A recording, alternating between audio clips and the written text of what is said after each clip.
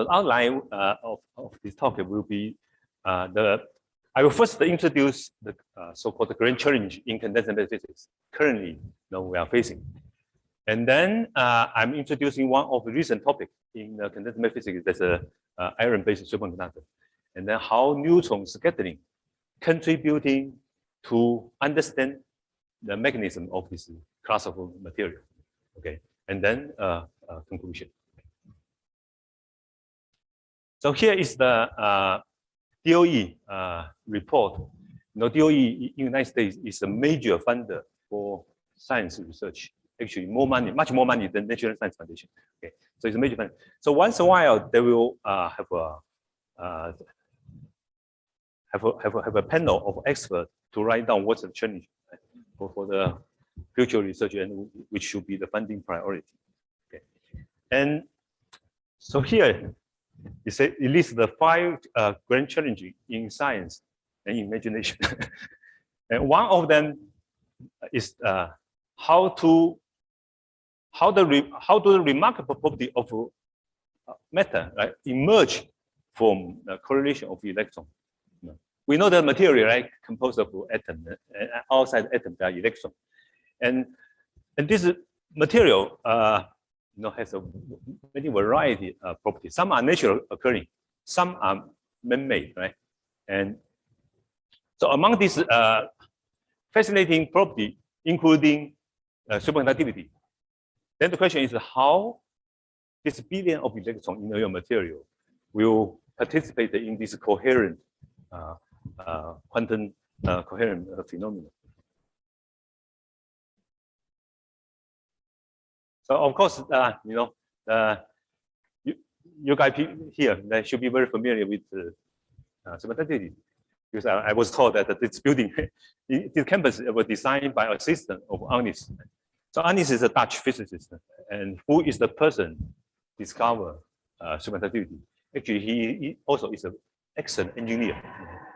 He made the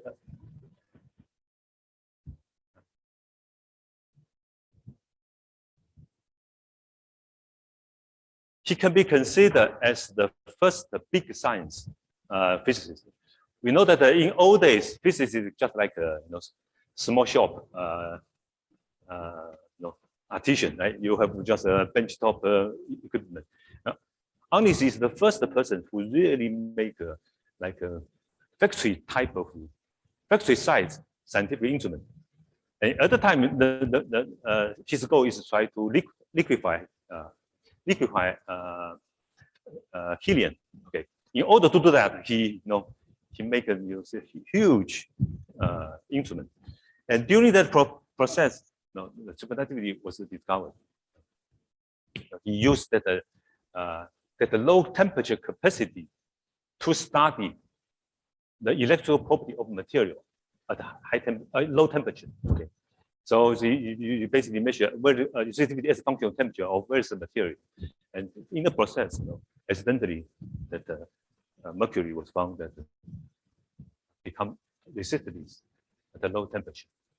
But superconductivity is not only that there's no resistivity. Okay, another important property is so-called diamagnetism. Okay.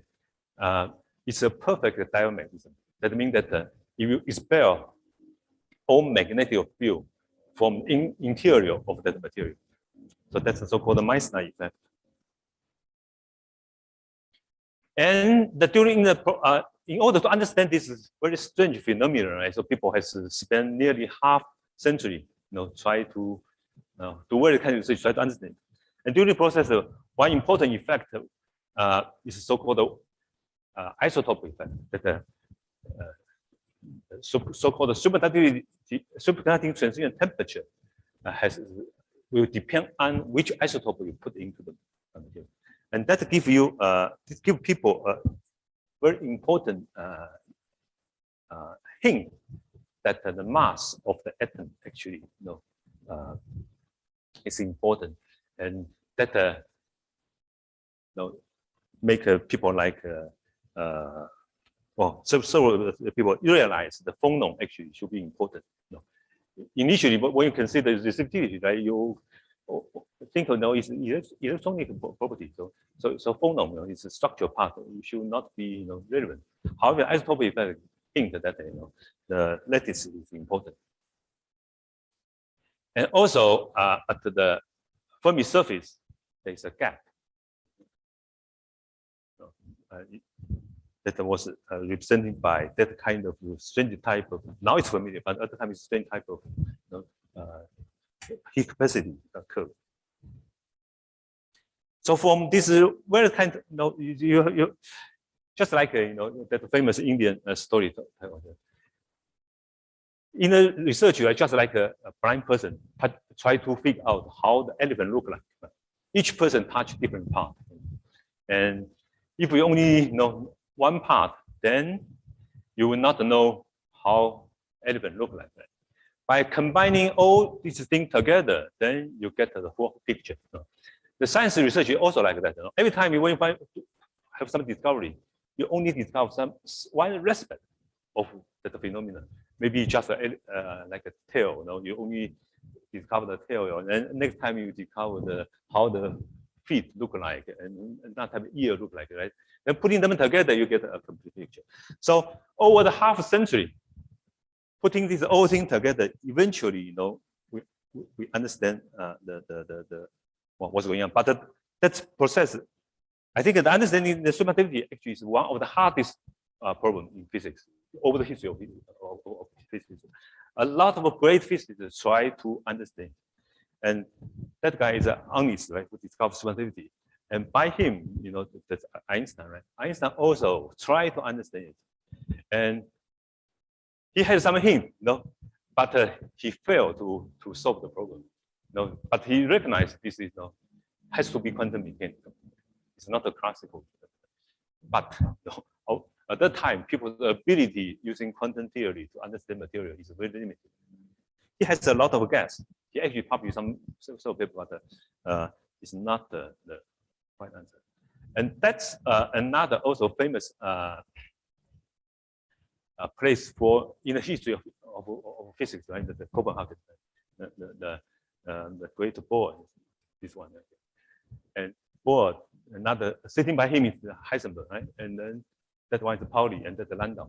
All these people try to understand superconductivity, but they fail. And these three are also later Nobel laureate, and they're all working on superconductivity and fail, and including the so-called smartest, one of the smartest person, the Feynman, right? Feynman also failed. He recorded that there is a big vacuum at the time that which is my attempt to solve this matter.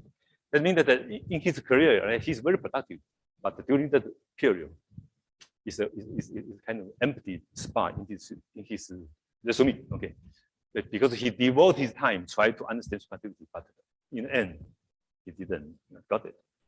And the person who finally solved the problem and got the Nobel Prize are three persons.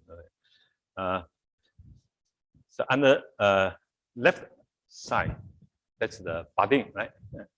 And Badin is instrumental in Badin actually already got the Nobel Prize before he solved superconductivity problem. He invented transistor, right? At the Bell Lab. And in the middle is his postdoc. That's Cooper. Okay. And then on the right side is his graduate student, Schrieffer. And three of them finally solved the superconductivity problem, the so-called BCS theory. It's named after their name. Okay. So here I'm showing you the kind of brief history of superconductivity. Okay. The vertical axis is the TC, and the horizontal axis is the year that the superconductor was discovered. So you can see that initially that's the first superconductor, right? And then the TC gradually increasing, and then later on during the 80s, new type of superconductor was discovered. Okay. That's the so-called heavy fermion superconductor, and he actually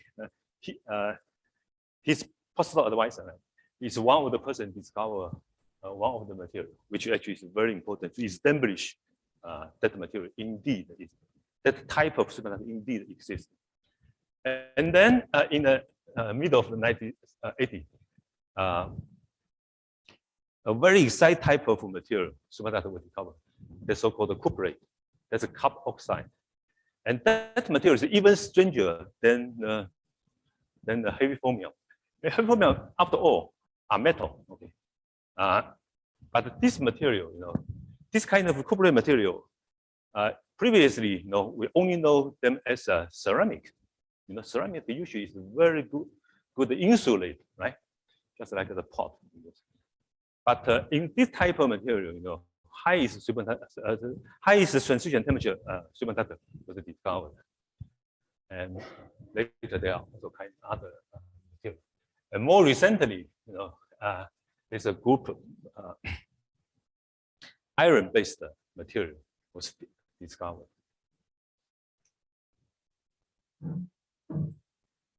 So that's the discovery of.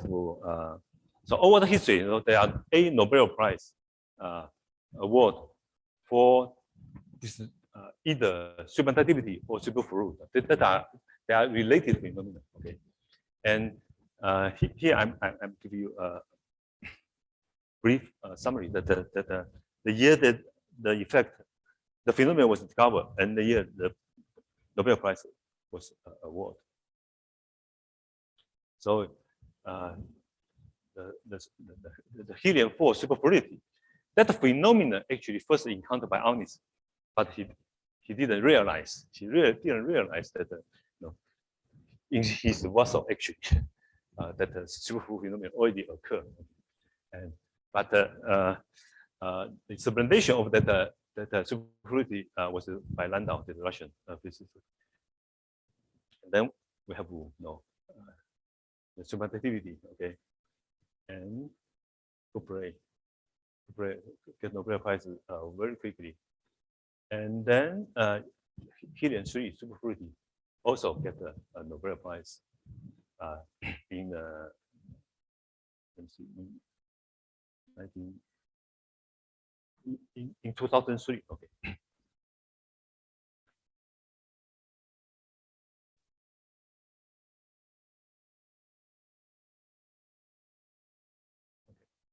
So now let's go back to the condensed matter physics.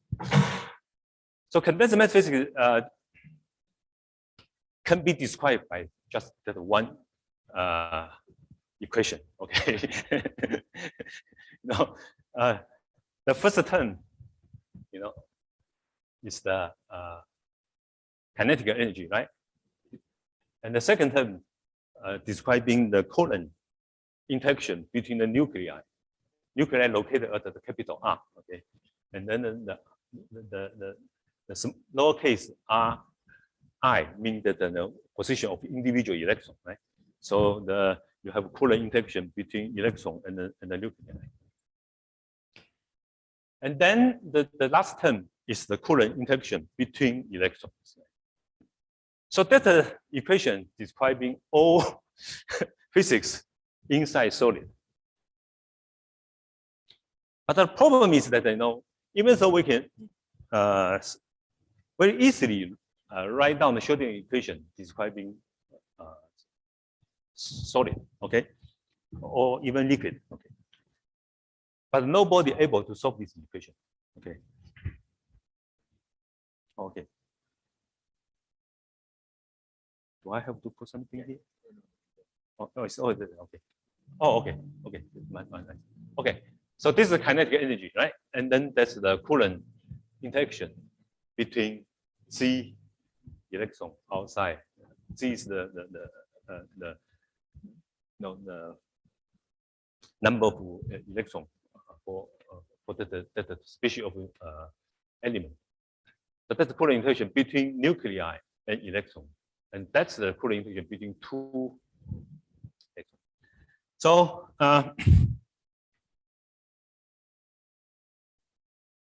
in order to solve this problem, that's the difference between the mathematics and physics.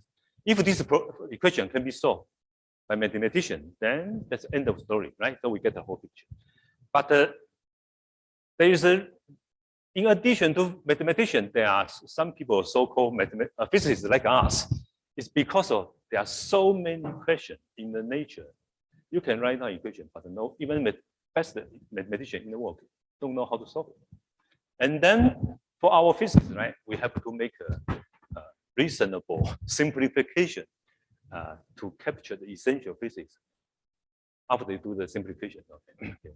So the major progress in condensed matter physics is so-called.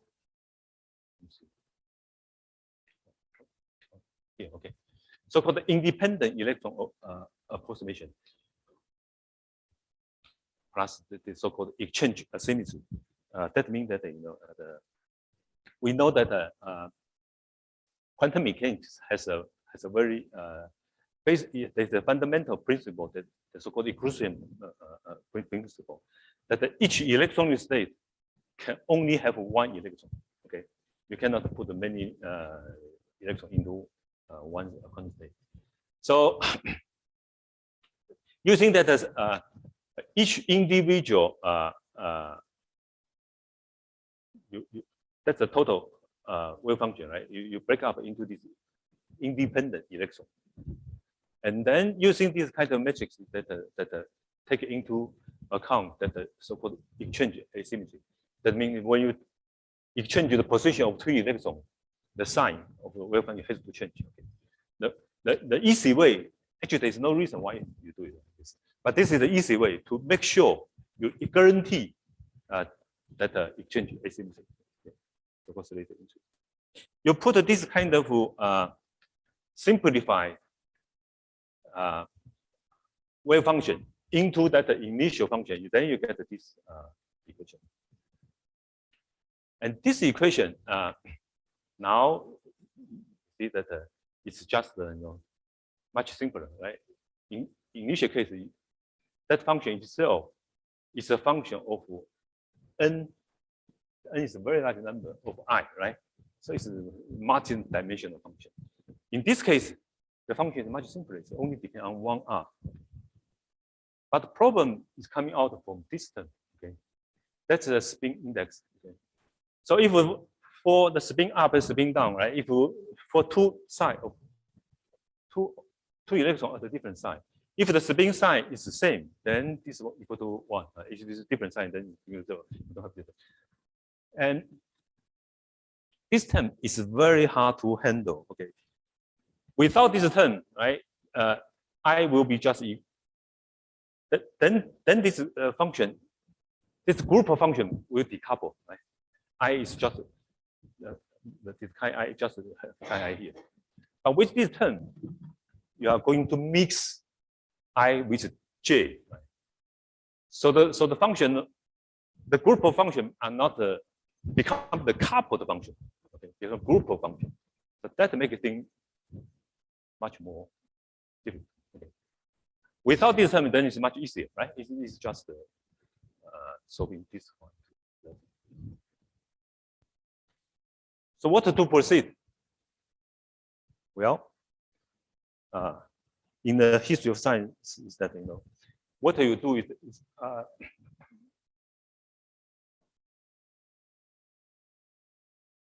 okay. So let me take it back a little bit. Here I'm showing that what's the effect of this term. Okay. Supposedly, if you have one nuclei, one electron, for example, like hydrogen, okay, then you don't have this term, right? Because you only have one electron. Okay, so it's just that part, and that we know how to solve in our quantum mechanics class. Right? Quantum mechanics, we know that like in this case, right? You have a Coulomb potential, and then you put the electron outside, and then you know how to solve the wave function. Okay. So that's for atom. And now if you put the two atoms together to form a molecule, for example, and then at this level you have at each level, right? We can put the two electrons of opposite spin, right? So the way you put in it, that there are two choices.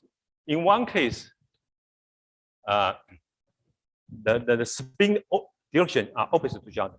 Okay, this is so-called a singlet state. Another choice is that the two spins are parallel.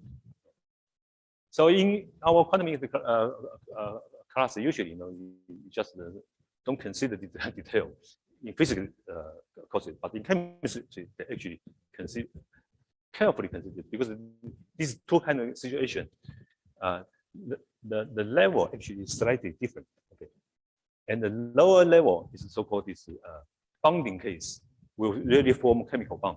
Okay, another case you don't form chemical bond. Okay? In other words, the molecule cannot form. So in chemistry, it's very important to consider this information. Anyway, so depending on the spin orientation, you will have this two level, bonding and anti-bond level. That energy difference itself is called exchange interaction, J. Okay, and that actually exactly J enter the Heisenberg equation for magnetism. Okay. So then if we go back to this equation, this term is troubling, right? And what people do, that actually is a very good reason. I realized that much later. In the school, usually professor will tell you, try to solve the problem. Well, we were told that the physics is exact science, but actually, if you really know the progress of physics, actually, physics is progress by ignoring things we don't know how to solve it. Okay, like here, right?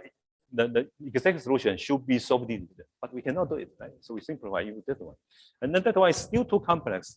And then what do you do? You just ignore it, see what happened. Okay, so that basically is combined with Bloch theory. Then that equation can be easily solved. Okay, and that's the so-called band theory of solid state physics. And for this Bloch electron, actually, it will be, even though it gets scattered by nuclear, right? But this nuclear is form this periodic structure. Then it can be proved that when you scatter by this periodic structure, it's dispersionless. Okay? And so the spectrum function itself is a delta function. So that's why you get the energy band. Okay, for each particular k, you correspond to each energy, and that dispersion itself is a delta function. Okay? Very simple. And in other words, from this kind of spectrum function, it already tell you there's no dispersion. Okay, so in a perfect crystal, actually, there should be no resistivity. Okay, but this one, but when you consider other kind of scattering is not this from the periodic structure, like a phonon or impurity, then you will get a finite lifetime. So you get the dispersion. So the spectrum function will change from single delta function into that kind of broader peak in a K and E space. In addition to that, you will also get another incoherent part. And that incoherent part do not participate in the charge transport. And when this part, the spectral weight is larger than that part, then the material actually becomes insulated, just like in the ceramics. Okay. So you put this this atom into form a lattice. When the distance becomes smaller and smaller, you get this hybridization. Okay. But this and this is the energy band, as we learned in the solid state physics. Okay. And in here, in the energy band, it actually is the first approximation of electron in material, because they are really delta function. In real material, it will not be delta function. You will get by scattering the delta function will broaden. Okay.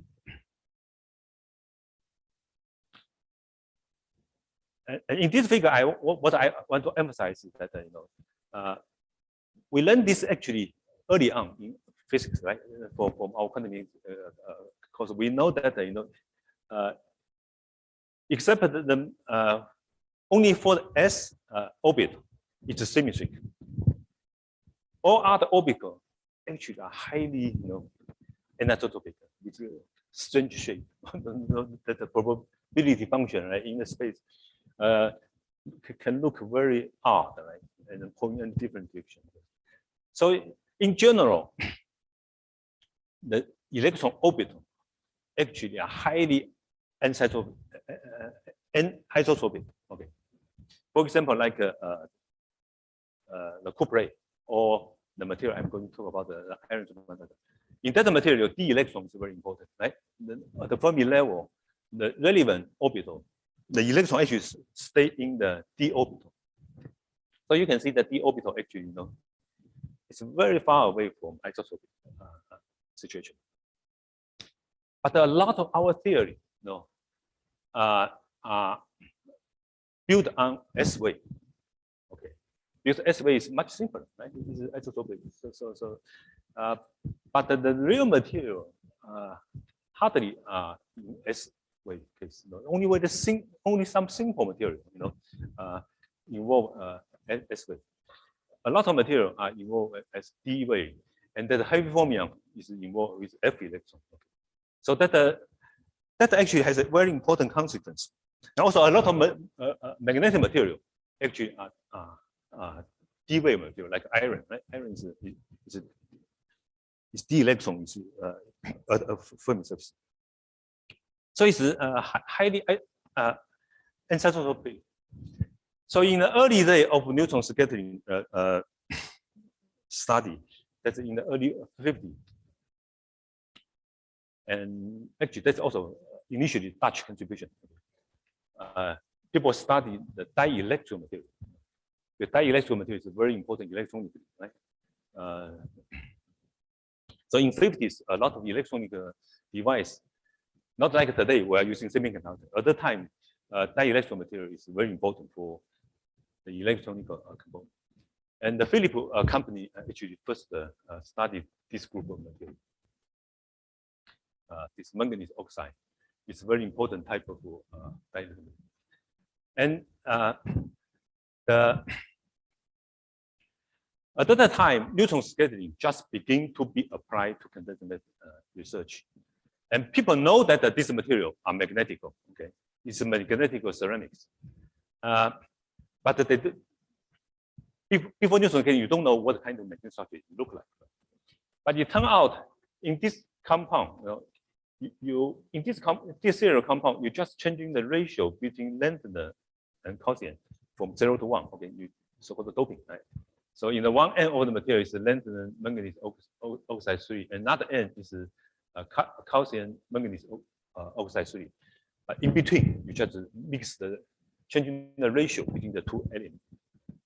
And so essentially, you're changing the ratio of 4+ manganese iron and 3+ manganese iron, okay, during that series. But you find many different types of magnetic structure, okay, and that is determined by neutron scattering, okay. And here, for example, here, right, it's a so-called A-type magnetic structure. You have one layer of spin pointing to one direction called plus direction, okay. Another layer will be minus, that means the negative direction. Okay? So it's a layer by layer, this type of anti-ferromagnetic arrangement. And then in this type of B-type, then it's different. Okay, so plus minus another arrangement. And they have C-type, D-type, E-type, F-type, and G-type. Okay, A, B, C, E. And this actually becomes now the standard name for the type of. But at that time, it's just the sequence of that discovered in the manganite. And then in this part, actually, there are even more complex magnetic structure. That means the unit cell has to be quadruple in order to account for that spin arrangement. So then what happened? Why you have this just by changing the ratio of the D3 and D4 configuration. That means that D3 means that you have 3 D electrons to fill your band structure. And D4 that means that you have 4 electrons. Okay.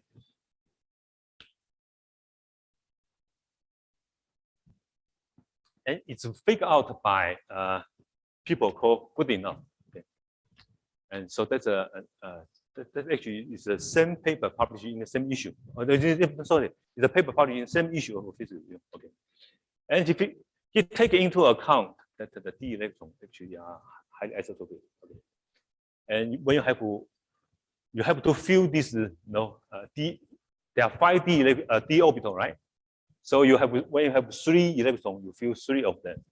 And then in the D4 configuration, you have 4 d electrons. Then you need to fill the 4 d orbital. And then this highly anisotropic d orbital can either point that direction or point that direction, right? So depend on this different kind of, in other words, in different this kind of orbital pattern, right? The nearest neighbor relative overlap of orbital will be different, right? And then different overlap will give you different J. Okay, remember the J I told you. Okay. So and some J can be positive, some J can be negative. Okay, and positive and negative mean that they are either ferromagnetic or anti-ferromagnetic. Right. So with that kind of just by it's kind of solving this kind of puzzle, right? You know that how many number are D3 and D4, and then try to put this orbital into some order pattern. He was able to explain all this magnetic structure. And during the process, he also eventually find out the so-called good enough and Kadamori rule. Okay, so which kind of configuration will give you positive J, and which configuration will give you negative J. Okay. And so to re-emphasize it, that you first of all you have a definite number of d electron, right? You have to fill that orbital. When you have 1, you just fill 1 orbital. But when you have 1 d electron, then you have 5 orbitals to choose from. Okay,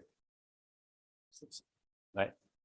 And you have 2, then you have anyway among these 5 orbitals, you have to put the 2 electrons, and then you have 3. Just 3, choosing the 3 out of the 5.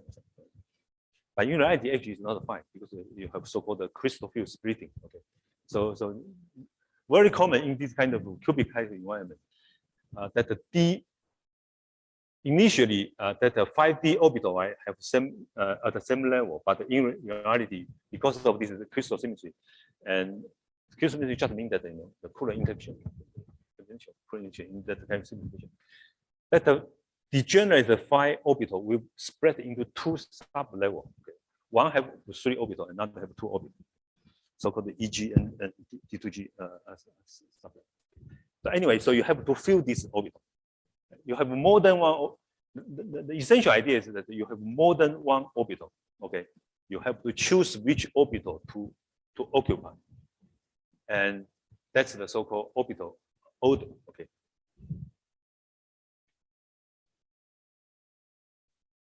And so this ceramic material, okay, initially are insulated, just because of that, so-called double exchange, that the material actually are metallic. So that actually I didn't know when I was a student. Well, ceramic to me, it's good insulator, but I didn't know that actually even in 50 people know that some ceramic can be metal. That's discovered by Dutch Philip Lab.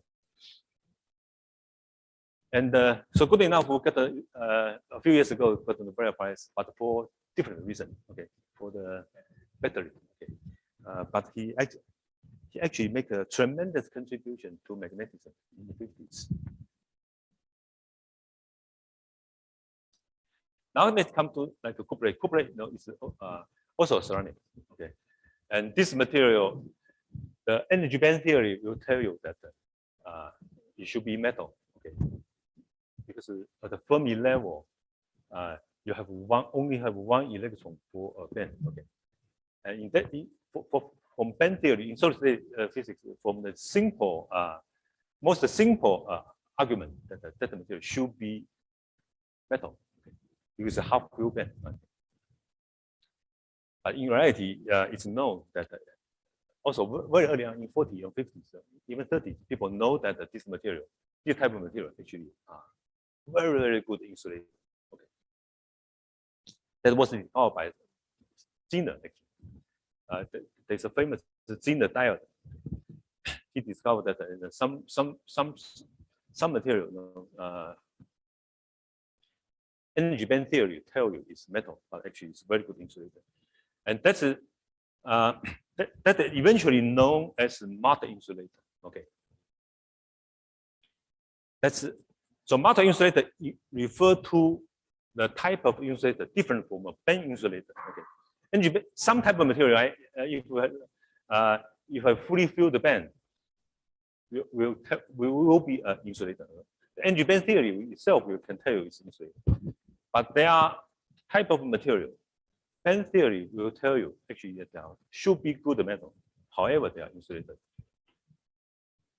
The reason is because in the energy band theory, they ignore this term.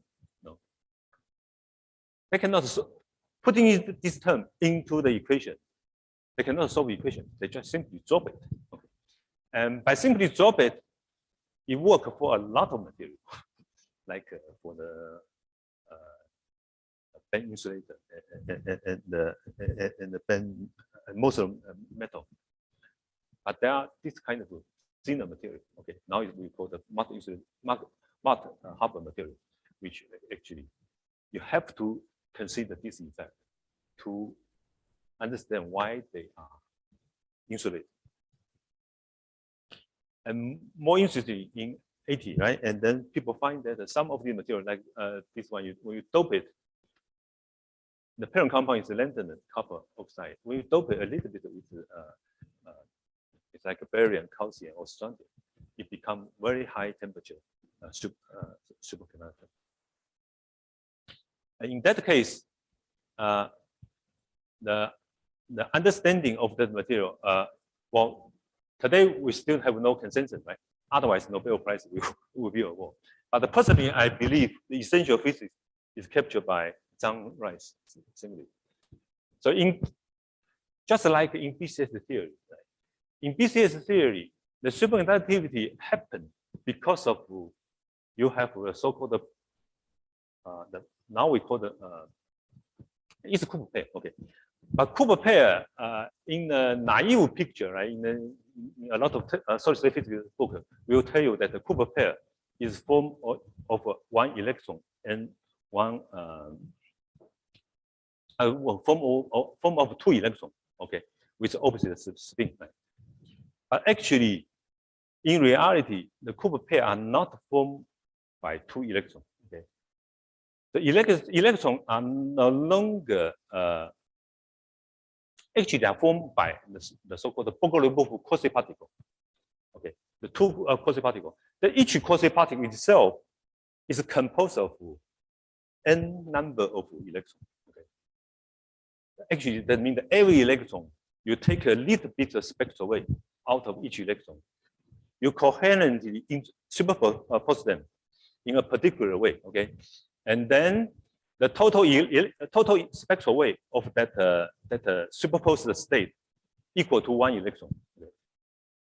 So it kind of like electron. However, it's a form of all electrons in your material. Okay, that's so-called Bogoliubov quasi-particle. And then when you have two Bogoliubov quasi-particle with k and k minor k and positive spin and negative spin, they can form, mediated by the phonon interaction, they can form a Cooper pair. And the Cooper pair is a boson. And then boson, can both Einstein condense, right? And that's how the superconductivity happens. And in this kind of material, it's initially insulated. However, that d electron, in this case is copper is d electron, okay, in this kind of orbital. The d electron and the oxygen, the 4 oxygen nearby are going to also form kind of superposition, okay, to form this a new type of quasi-particle we call the Zhang-Rice singlet. The Zhang-Rice singlet have the same role like a Bogoliubov quasi-particle in the conventional superconductor. And now you have 2 of that Zhang-Rice singlet together. They are going to also through some very complex superposition, okay, quantum superposition. They are going to form Cooper pair. For these 2 gentlemen. So personally, I think that they solved the high TC superconductor problem, but there are a lot of contenders. They themselves want to claim the credit, and in that case, you know, the material initially, the whole spectral wave is in this incoherent part because it's a mass insulator. In a mass insulator, you don't have this part. The spectral wave is 0 initially. Okay. But by forming this kind of singlet, you are able to take a little bit of the electron spectra out, and that part can intermediately form a Cooper pair and get into superconducting state. So in this case, the superconductivity is coming out of insulator. Okay, it's not coming out of the metal.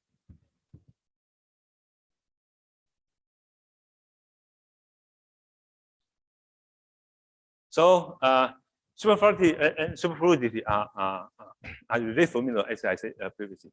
It's a so-called microscopic quantum phenomenon. That means that you have a huge number of in the superfluid case is atom. In superconductivity case is a Cooper pair. They are condensed into a single quantum state. So all of them are in the same state, so they really are, you know, coherent, and that's the essential physics of superconductivity. It's a single microscopic quantum state. For Cooper, for boson, that's no quantum mechanics allow, right? So when temperature low enough, then all particles should go to the ground state, okay? And when you have enough of them, then you are able to form the superfluid. And in the superconductor case, and in the BCS mechanism, the key issue they solve is that you know, how the electron can bond together. We know that normally electrons don't like to be bound together, right? Because they are pulling repulsion between them. They are, each electron is a negative charge particle, right? And so the charged particle with the same type of charge are going to expel each other. Right? They will not like to come together, but somehow, you know, through that phonon scattering with the phonon quantum coherently, then they were able to form the so-called Bogoliubov quasi-particle, and the Bogoliubov particle were able to pair and become the Cooper pair. So the BCS got the Nobel Prize, right? But if you read the BCS paper, actually it's very hard to understand. It's very opaque because they do a lot of simplification, right? And then mathematically, actually a lot of equation actually is not exactly solved, even after they do a lot of simplification. And so during the process, they do a lot of further simplification.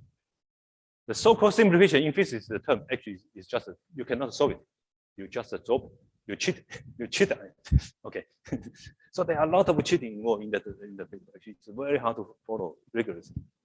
And then Bogoliubov's paper is much more transparent. We know the Russians are usually very good with mathematics. So their solution is very much transparent. Okay. That's why that you know that actually in 50s, a lot of the Soviet physicists don't call superconductivity theory as BCS theory. They don't consider Americans solve the problem. You know, they feel that the Russian actually. But the essential physics actually captured by Cooper pair. Okay. So the credit still should go to BCS. But mathematically, the Russian actually write a much beautiful.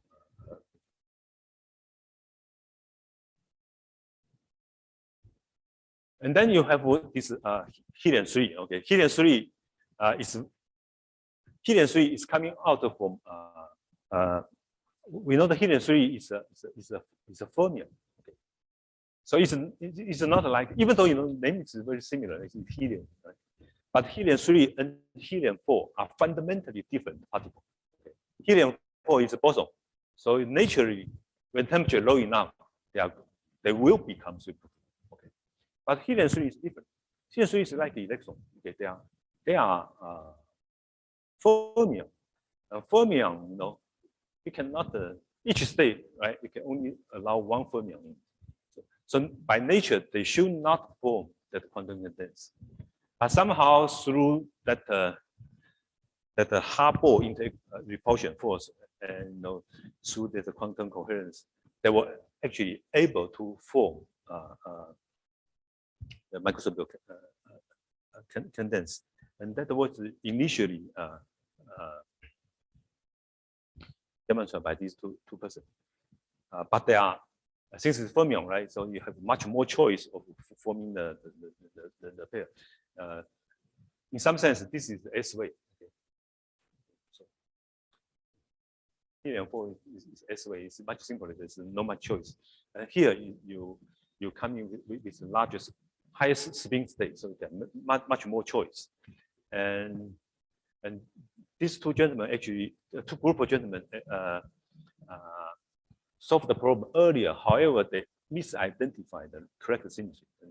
And the correct symmetry, before you discover that phenomenon, right, it's hard to know which one is which one. So that's why later the Tony Leggett got the Nobel Prize to see find the right. And then there's heavy fermion. Okay, and heavy fermion is still controversial. Okay, even today, why this material superconductor? Okay.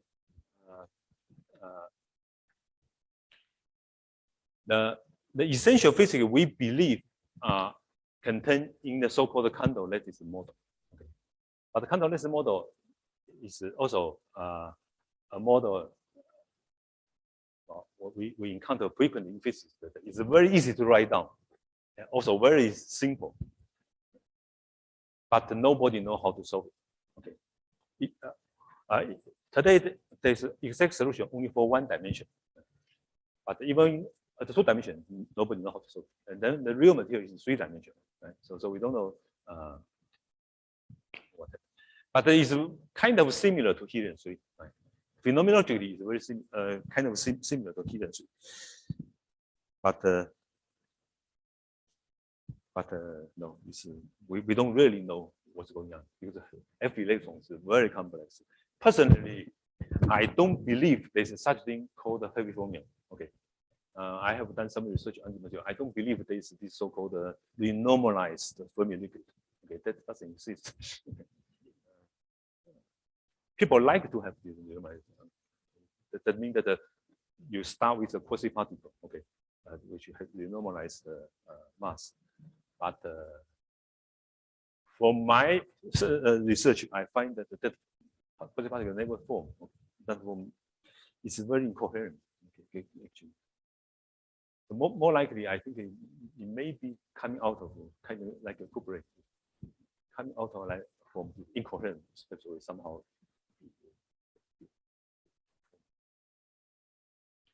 And then Cooper, okay, also in Cooper, I believe it has been solved by Zhang Rice, okay. But our community don't accept it yet. Okay. So that's a summary of the 3 type of superconductor. For conventional superconductor, it's BCS type, and the charge is just band electron from particle and then from Cooper pair. And the superconductor, all the parameter is characterized by total spin 0 and total angular momentum 0. Okay. And in cuprate case, the Cooper pair also have a total spin 0, and the orbital quantum number is equal to 2, so it's so-called the D way. Okay. This is S way. And heavy fermion is we know that it should come from F electron, and you also have antiferrometer or ferrometer order in that material. And but what's the orbital, what's the spin? You know, it's still controversy, and what's the mechanism is not a it's also controversy. Oh, I forgot to touch it. Okay. Oh, okay. So okay, sorry. Okay. So then I should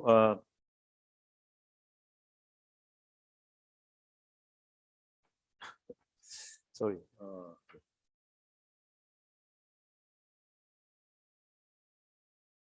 Probably I just quickly go tell you that the neutron scattering. Okay. More recently we have iron superconductor. Okay. And then the neutron scattering has played a very important role in understanding the material. First of all, neutron. For structure determination, we know that X-ray, is very powerful, right? But for sometimes we need the neutron in order to determine the structure. For example, like this superconductor, it is also iron-based superconductor. Okay. Initially, it was reported already in the, by my colleague, okay, using X-ray diffraction as this material, okay. But in reality, when they give us the sample and when we check it, the structure actually should be different. Even the compound will be different. Okay. Initially, they report the compound is that one. Actually, it should be this one. The reason is that in X-ray, you don't see hydrogen. Even though hydrogen do contribute to X-ray, right? But in X-ray case, the scattering strength is proportional to Z squared. That means that the heavy iron dominated the scattering. Okay. So just like in daytime, right? Sunlight is very bright. Then we don't see star. Right? The star is much darker than the sun. So you don't see that. And likewise, in a material, including light element and heavy element, in X-ray diffraction, you only see heavy element. You don't see light element. Okay. But in neutron scattering, the scattering strength is more random, so you can see it. So I will not do this. Just tell that for some material, in order to determine structure, you have to use neutron. And then neutron scattering also see the magnetic moment. Okay. And so in addition, we determine the structure. We also can determine how the magnetic iron arrange themselves. That's another super about it. And then next thing is that neutron scattering see the magnetic structure and crystal structure simultaneously. And that's actually very important in this type of material. Okay, this class of material. And we happen to get the sample early, so we determine there are 3 types of magnetic structure in the this iron superconductor, and all the magnetic structure were first determined by me. Simply, I got the material quicker, and then we work faster. Okay, and it has a structure transition and also magnetic transition in the close temperature range. But with neutron, right, we can easily tell which are structure transition, which are magnetic structure, right? Because we can measure structure and magnetic order. We can distinguish the 2 signals. So I quickly go through that. I just give you a quick summary. Okay. In the end, all that kind of various type of structure transition and magnetic transition can be summarized by this figure here. You have 2 types of somehow we find out that that the thin line means the stronger bond. That means the lattice spacing gets shorter, okay, smaller, and the light line means the weak bond. So that means that during the structure transition, right, the spacing actually becomes larger. Okay, so that the structure transition is from the square become rectangular. Okay, so this becomes shrink, and that becomes longer, and that kind of bond always the shrinking one is always ferromagnetic, and that the expanded one is always antimagnetic. So in the end, you have this kind of ordering pattern, okay, of the bond. And then that's why you have that kind of structure transition, and also why you have that kind of magnetic arrangement. Even for that kind of very odd structure transition, you can also be simply explained by these two types of bond. And that bond itself, early on we realized that actually coming out from dxy orbital and dxz and dyz orbital order. Okay, so that means that in the end, there's a very tedious detailed study, but in the end, the physical picture is very simple. And then across all this family of like 50 or so superconductor, they can simply be understood by only two out of that 5D orbital, and by forming this kind of different pattern, orbital ordering pattern, then everything can be understood. Okay. And by doing the excitation further on, we know we can determine the spin symmetry of the Cooper pair. That's very simple. You know? In order to determine the spin state, you just apply magnetic field. Okay. There's a future so-called resonance that basically is a Cooper pair excitation. Okay. By applied field, if it's S equal to 0 state, then it will not affect by a magnetic field, right? And then if it's S equal to 1 state, then you will split into 3 states. And if it's like a Cooper is D wave, then you will split into 5 states. Okay. And in this case, when apply magnetic field, you find that it's split into 3 states. So we know that you know it should be like that. Okay. So in the end, we understand. I think we understand the iron superconductor by Neutron scaling actually contributed a very substantial part of this understanding. And finally, I want to briefly mention the currently the division of the Neutron facility, and I didn't know that Asia has one. So tomorrow we are going to see it. Okay, in China, only in the last 15 years also, built 3 sources. When I moved back to China in 1905, that we built. I helped them to build 2 spectrometers in Beijing. Okay, and this the people involved. It's a very small team. Okay. There's also two more students shown here. And when I moved back to China, at the time there's no many people know Neutron scattering. Okay, so I have to train people, and all these people actually, these are my kind of postdoc. Okay, this is my graduate student, and now they are very good in Neutron scattering. Also know how to build instruments. Okay. So we together we built the 2 instruments. And this is Hong Kong. Okay. Our university is located somewhere here. Okay. It's really city university. Okay. It's really in a city. It's in a mall. Okay. it's by a mall. Okay. And then our physics department is relatively new. Okay. It's initially it's the Department of Physics and Material Science, and then split it about 5 years ago. And when I first joined the department 3 years ago, there are only less than about 8 faculty members. And during the last 3 years, we hired very rapidly, and now we have 25 faculty members. So the faculty members actually are highly qualified. Most of them coming from the United States. Okay. And for students here, I'm doing some advertisement that we actually have a very good fellowship package. Okay, so if you come to Hong Kong, then the Hong Kong the most advantageous thing for us is the housing is very expensive. Okay, but somehow with this kind of scholarship, I think you can live comfortably in Hong Kong.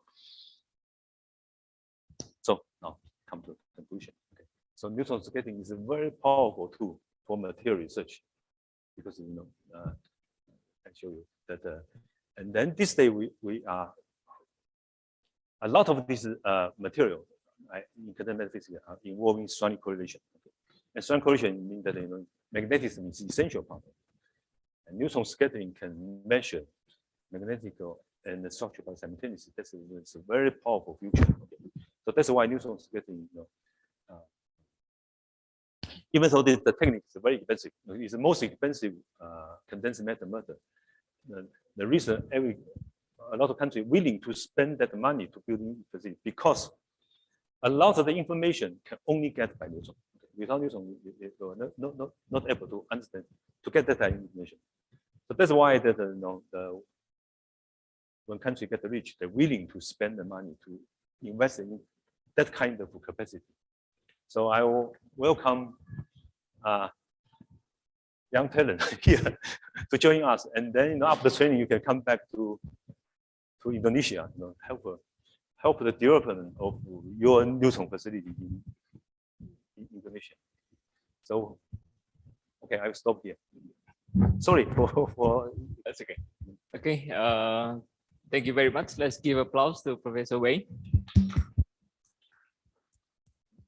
Oke, ada yang mau tanya? Mungkin tadi bagian neutronnya jadi agak cepat ya karena waktunya. Tapi kalau mau tahu lebih detail, mungkin sekarang ada kesempatan untuk bertanya. Silakan. Jadi tadi dijelaskan oleh Pak Wei bahwa kontribusi terbesar beliau sekarang ini adalah menentukan tadi simetri dari superkonduktor Fe arsenic, iron arsenic superconductors. Jadi tadi singkat dijelaskan bahwa ini penemuan superkonduktor ini juga terjadi baru akhir-akhir ini. So the discovery of this iron arsenic, because you just flashed the slide, so maybe you can put it again. Oh. Jadi penemuan superkonduktor ini dalam riset condensed matter itu masih selalu jadi topik perhatian ya. Jadi kalau ada superkonduktor yang baru, ya mesti orang pengen lari ngejar apa-apa yang bisa diteliti berikutnya. Jadi ini lahan baru kalau superkonduktor baru. Maybe this one? Yeah, so maybe you can slightly explain about this zoo. Yes, you see, there's so many material, right? And so first of all, initially, when the material was discovered, right, the TC is pretty low. Okay. So not many people pay attention to that. And that's discovered by in Japan, okay, by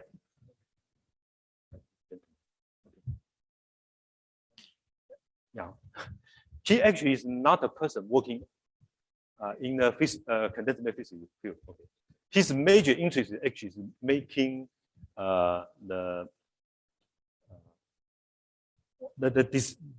see the material like this one. No? Yeah. LCD. Yeah, LCD. Yeah, LCD or maybe more complex. Anyway, it's for the display. You know, his major interest in making material for the display. Actually, he has a lot of patents. Okay. So every time we buy a computer, actually some money got into him. Okay, he's a rich man. She's a rich man. You know, just from the patent. He a lot of these patents.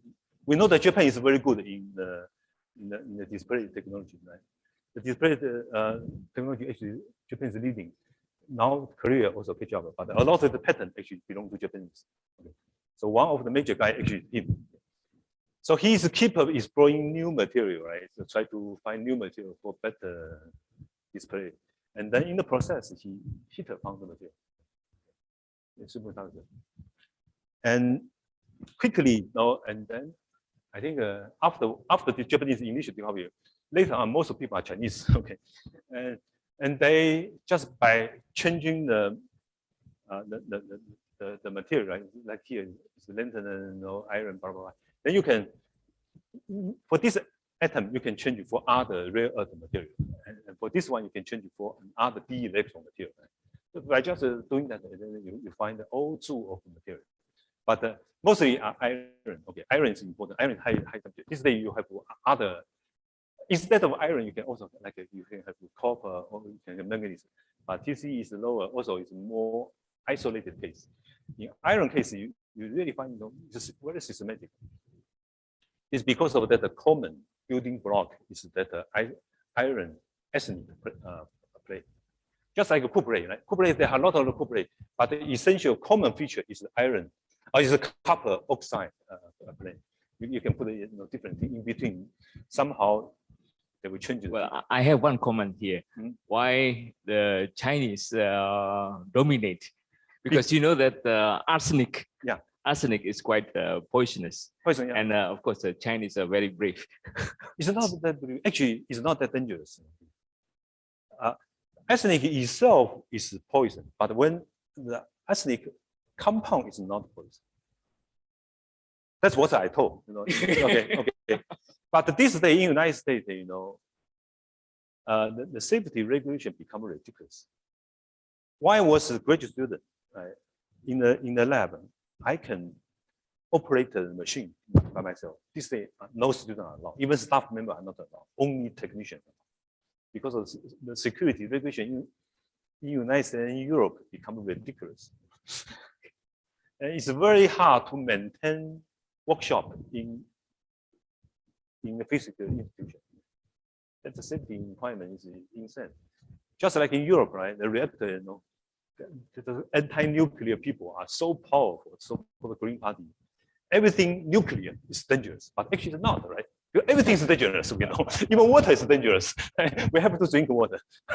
But when you have a lot of water, right, it's flood, right? It's dangerous.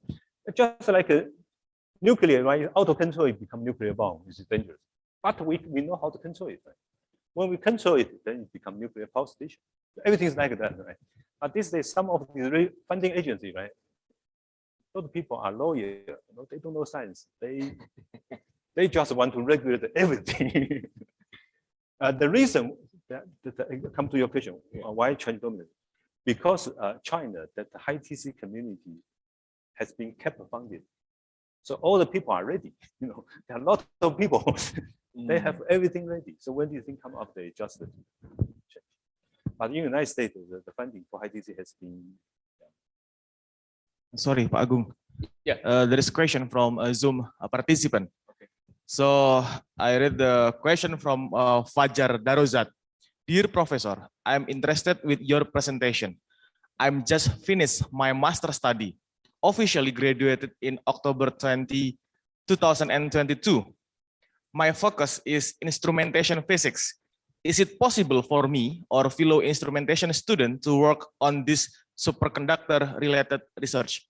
Maybe for the neutron design or something. Well, yes, of course it's possible. So check the website and then send the application, right? Because we have to go through the application process. Okay. Of course it's possible. So basically, in Hong Kong, the PhD program is open for people either have a bachelor or master degree. And actually, it's very advantageous for a master student if you have publication. Okay, so far there's only question. Maybe from the student here. Oh.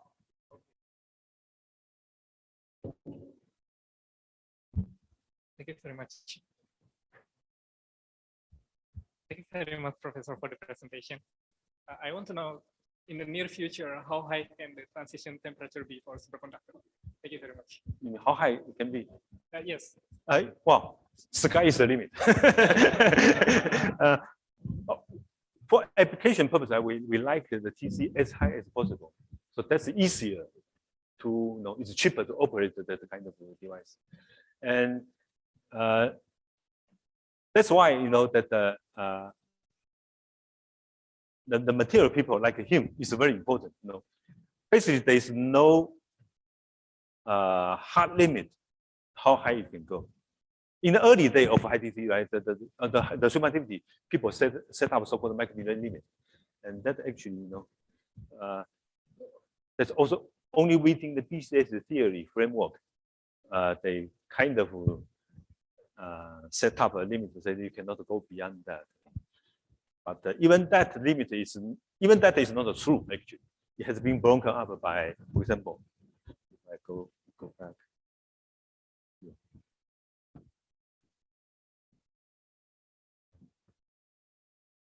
this one. Okay, this is conventional superconductor, and the TC is higher than maximum limit. So don't be bound by so-called theory. Okay, because all the theory in physics are not the truth. Okay, they involve some approximation. Okay, or within some theoretical framework. And like a maximum limit is within the framework of BCS theory. But we know that there are other types of superconductivity which are not BCS type at all, like heavy fermion and Coupley, and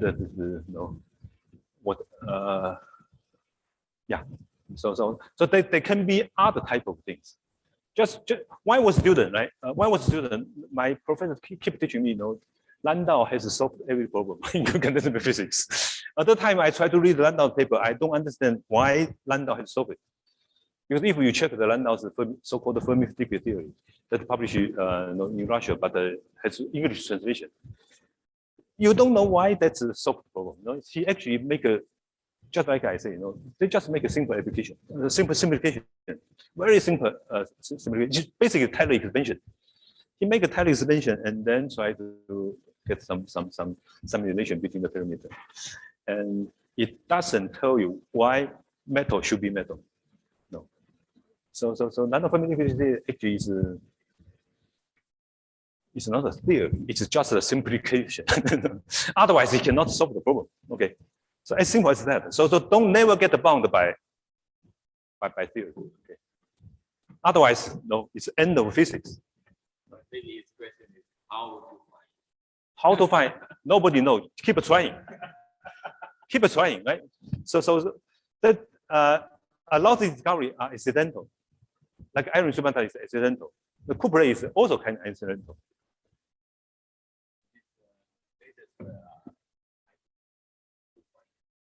Oh yeah. Yeah. High pressure predict that. Yeah. Something like that. That's a Coupley. Yeah. In the BCS theory, right? There's a one term in that formula. You have density state there. Okay. When density state is higher, then the TC can be higher. So that's why high pressure is one way to go. At high pressure state, right? The material condensed, right? So density is higher. Then, understandably, the TC can be high. So there is some theory prediction that like a neutron star, right? Neutron star itself is one theory. We don't know. We cannot go there to measure it. The neutron star is supposedly is a superdense state of neutron. Okay, just like a heavy, like a helium-3 superfluid. Okay, and we know the neutron star is very hot. It's very high temperature, but it's still in that superfluid state. Simply because the density is very high.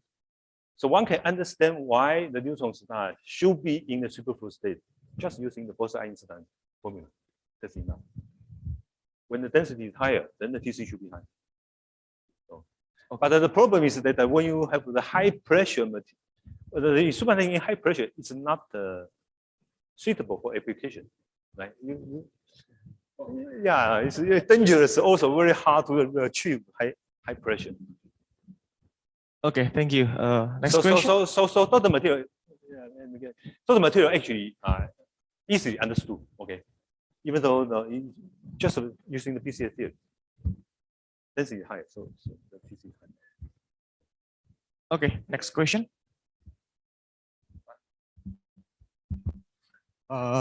May I ask as a student?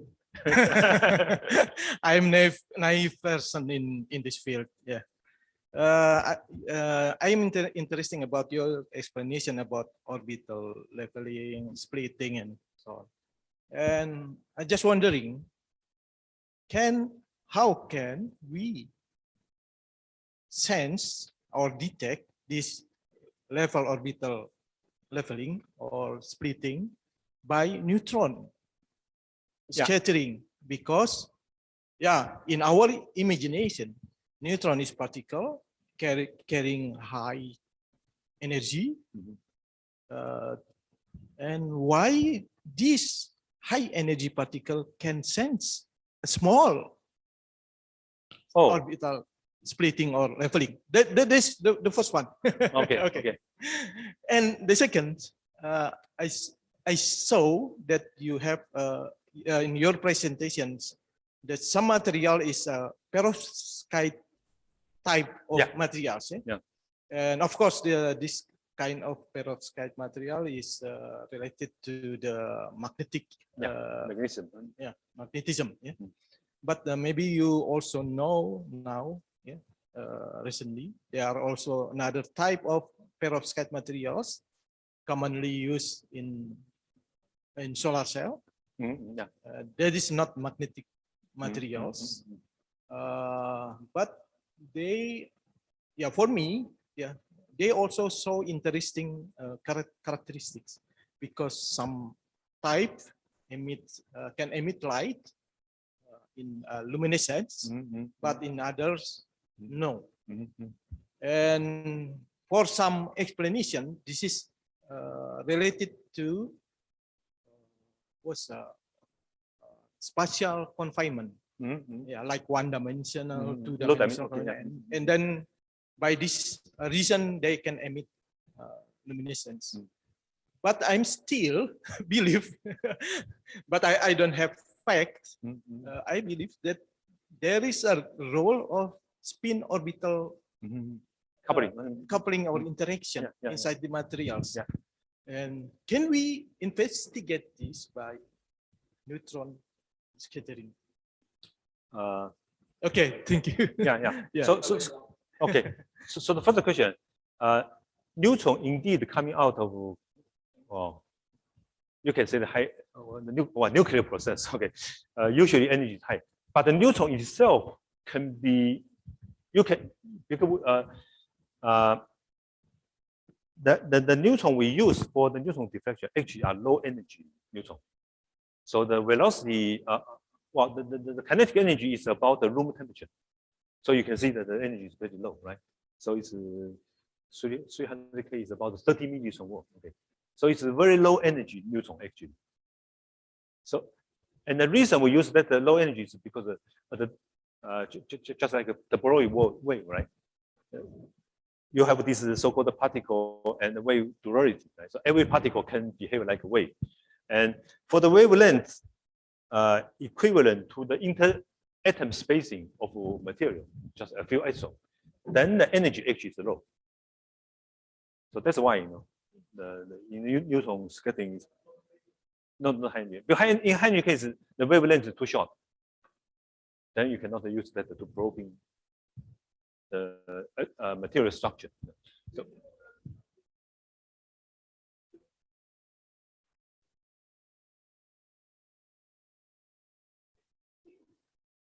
oh, you mean the energy level? Yeah, that. Yeah. Yes. Let me see. For example, like that. When I talk about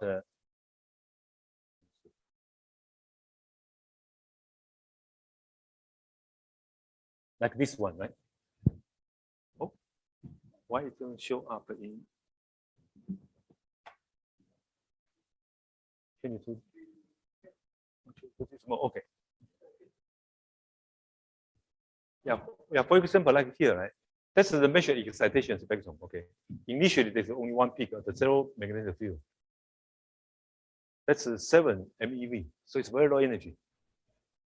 And after you apply field, it's split into 3 peaks. Okay. So that's the inertial scattering. And also this one is also this one is even lower. This is quasi-electric scattering coming out of spin glass. Okay.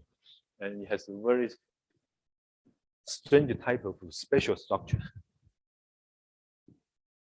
And I think I have other.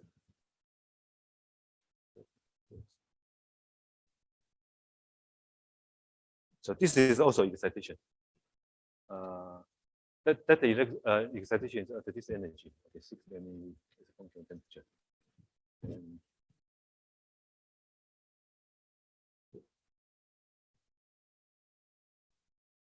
Okay, anyway. So we can measure like from a few MeV to like 100 eV or 200 eV.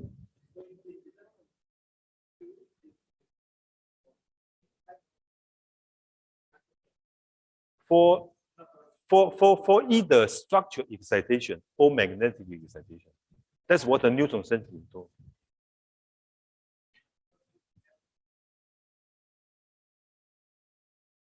Yeah, for magnetic excitation is magnetical, but for structure, we can also do like a phonon. We can actually phonon spectrum. If we want to know the whole spectrum, right? The only way for that is neutron scattering. Raman scattering only measure the phonon level at the Q equal to 0. If we want to go Q away from the 0 at zone center to measure the whole spectrum, then it's neutron.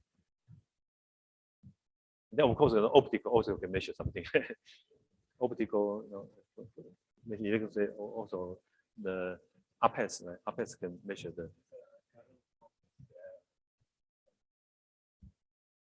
Which one? Oh, that one, yeah. Actually, I tried to dispute them. Okay, they claim that it's not taken. Actually, the theory is coming from the United States. The theory is actually, I know them well, and they claim in this region are so-called electronic nematic state. And personally, I don't believe that at all. Okay, that's simply orbital ordering. When orbital ordering, you break the 4-4 symmetry in the vector plane. A and B are different, but the one direction is expanding, and one direction is contracting, right? And one direction is antiparallel bound, one direction is fermion bound. Then the hopping probability, of course, should be very different. So the transfer probability along A and B will be very different. Anisotropic. That anisotropic probability is because of orbital. And it's not that automatic so-called spontaneous symmetry breaking. Because that year, Nobel Prize award to the high-energy physicists for the spontaneous symmetry breaking. And then they just borrow that idea, say, oh, what happened in this material is spontaneous symmetry breaking of Fermi liquid. That's complete nonsense.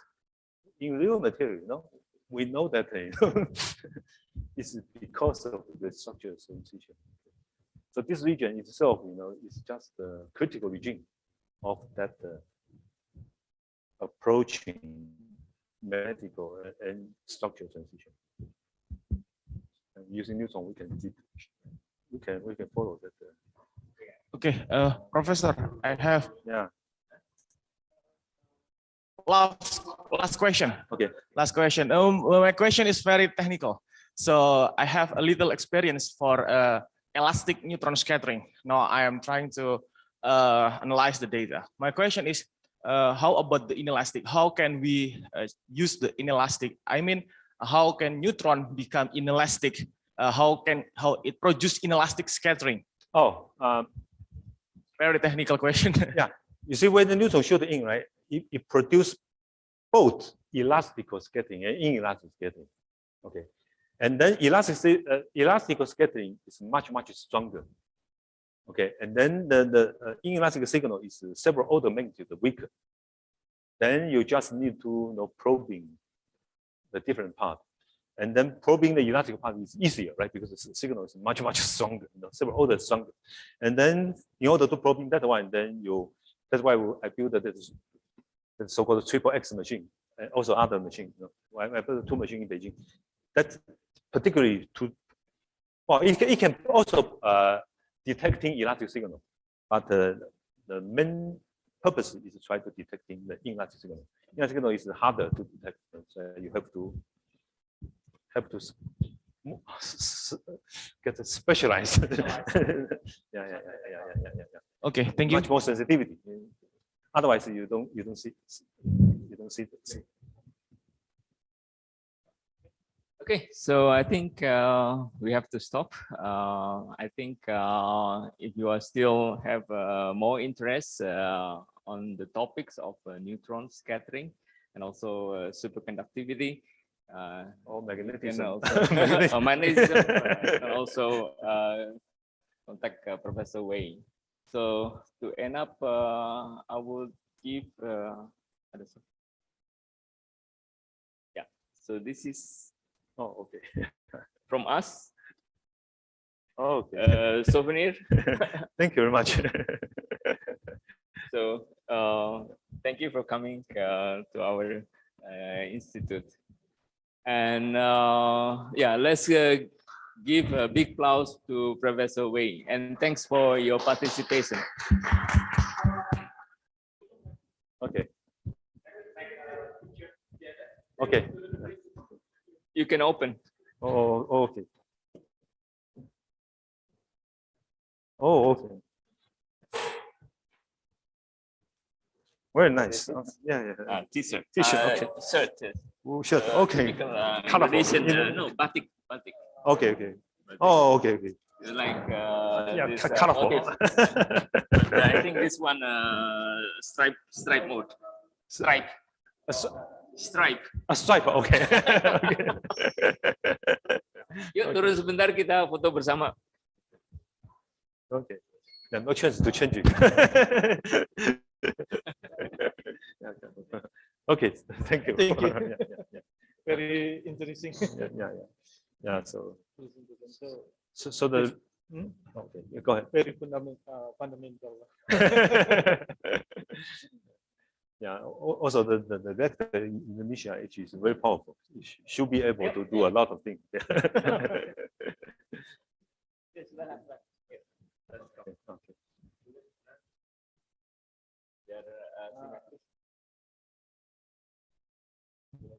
Mungkin ada yang di depan baris ini nggak ada.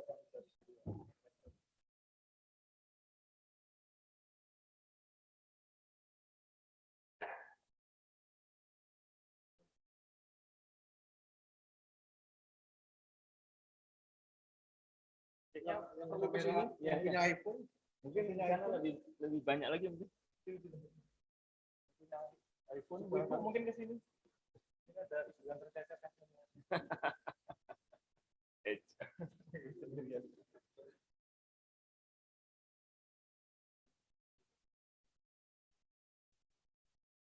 Okay.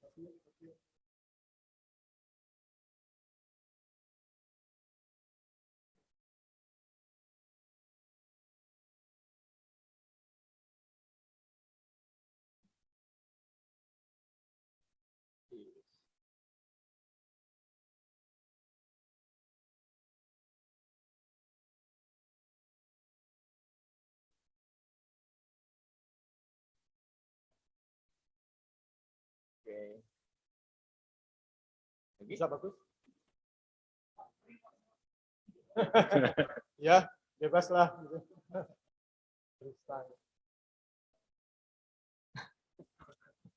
Oke, terima kasih. Benar, udah tersimpan. Oke, terima kasih semuanya. Okay. Ada berapa orang?